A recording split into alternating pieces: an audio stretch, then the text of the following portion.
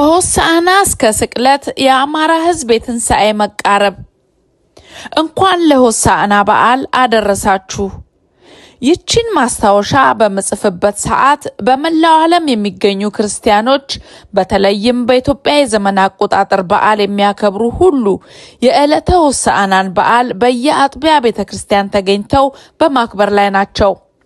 በኦሮሞማ ዘር አጥፊዎች በተከፈተበት ጦርነት ውስጥ ሆኖ 3 የሆሳዕና በዓላትን በመከራ የሚቆጥረው የኢትዮጵያ ባለውለታ የአማራ ሕዝብ ዘንድሮ ከአምና በተሻለ አብዛኞቹ አካባቢዎች በፋኖ የሚተዳደሩ ቢሆንም ጦርነቱን ከአካባቢው ነቅሎ ወደ ጠላት መንደር የሚያሻግር ስትራቴጂካዊ መሪ ባለመኖሩ ሙሉ ለሙሉ ከስጋት ነፃ መሆን አልቻለም።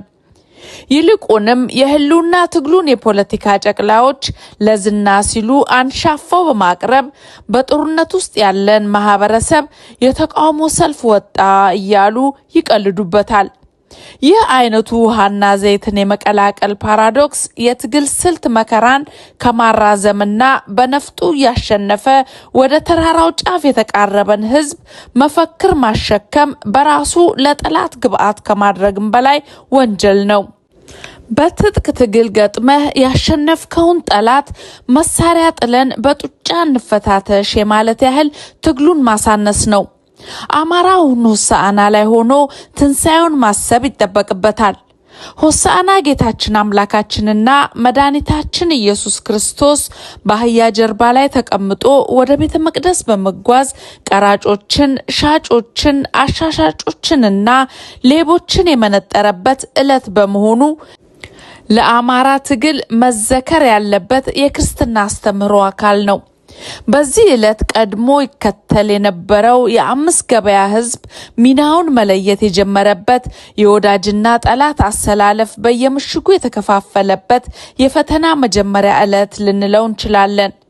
ትናንት የአማራ ህልውና ትግል ሲጀመር ዘራፍ እያሉ ተንጋግተው ወደ ሜዳ የገቡ ብዙ ቀራጮችና ደላሎች የዕለት ገበያቸውን ከውነው የወጡበትን ህዝብ በመግደልና በማገዳደል ሚናቸውን ለይተዋል። እጅግ ጠንካራና የህዝባችን መከራ ያንገበገባቸው ብርቅዬ የአማራ ልጆችን በመለየት ለጠላት አሳልፎ በመስጠት የግል ፍላጎታቸውን ለማስፈጸም በሆሳዕና ዕለት ቤተ መቅደስ ተገኝተው በእኩይ ተግባራቸው ተለይተው ወጥተዋል። በጥይት ካስገደሏቸው የአማራ ጀግኖች በተጨማሪ በምላስ ጠልፈው አንገት እንዲደፉ የተደረጉ አያሌ የአማራ ልጆች ከትግሉ ሸሽተው ቁዘማ ላይ ናቸው። በአንድም በሌላም መንገድ ትግሉን የኪስ ማድለቢያ አድርገው ከድህነት ወደ ሀብት ማማ የተሻገሩ የሆሳዕና ነጋዴዎች ሚናቸውን ለይተው ከክርስቶስ መንገድ ይልቅ የይሁዳ ቤት ማርኳቸው ዘለው እንደገቡት ዘርፈው ገድለውና አስገድለው የጲላጦስን ገጸ ባህሪ እየተወኑ ሰንብተዋል።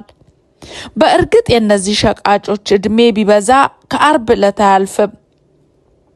እሁድ በሆሳዕና ዕለት ቀራጮችና የቤተ መቅደሱን ክብር ያጎደፉ አይሁዳውያን ሲባረሩ እንደ ይሁዳ ያሉት የሐዋርያነት ማዕረግ የደፉ ወዳጆች በራሳቸው ሞት ላይ ወደው እስኪፈርሙ እንጂ የደበቁት ክህደታቸው ሐሙስ ማታ መገለጡ አይቀርም።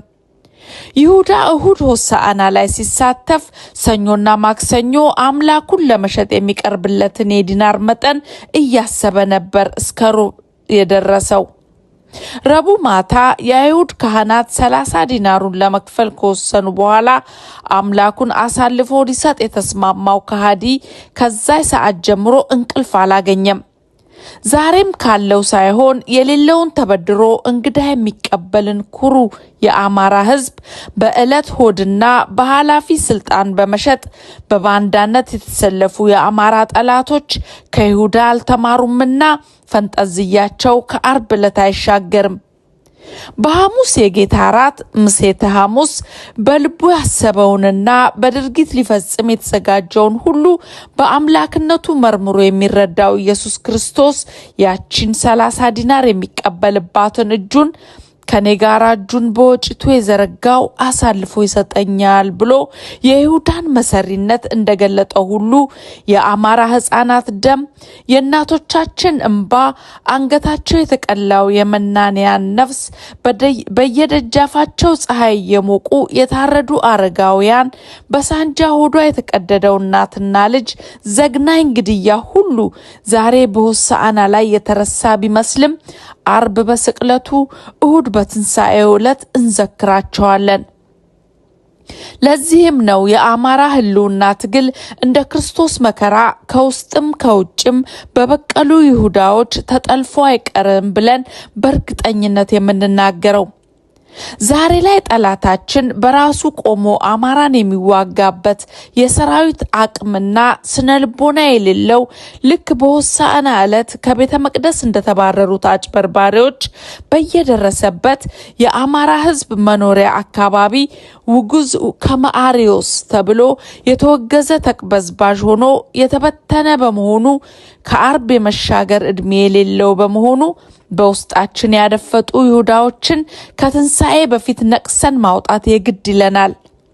በዛም ተባለ በዚህ የባንዳና አድፋጭ ትግል ጠላፊዎች ውርውር እያሉ ለጠላት ግብዓት ከመሆን በዘለለ የአማራን ትንሣኤ የሚያስቆመው ምንም ምድራዊ ኃይል እንደሌለ መተማመን ይገባናል። ትናንት አምነናቸው በአንድ መስመር የተሰለፉ የግል ጥቅምና ዝና የገዛቸው የሆሳዕና ነጋዴዎች ምንም እንኳን እያመናቸው ሲከዱን ውስጣችን ቢደማም ከእሁድ እስከ አርብ ባለው የመከራ ጉዞ ውስጥ ሁሉም እየጠራ ስለሚመጣ የትንሣኤ ደስታችንን ጧፍ ከፍ አድርገን የምናበራው እኛ ከህዝባችን ጎን በጽናት ቆመን ከመስቀሉ ስር የምንገኝ አማራዎችና የአማራ ልጆች ነንና የይሁዳ ክህደት አያስደነግጠንም።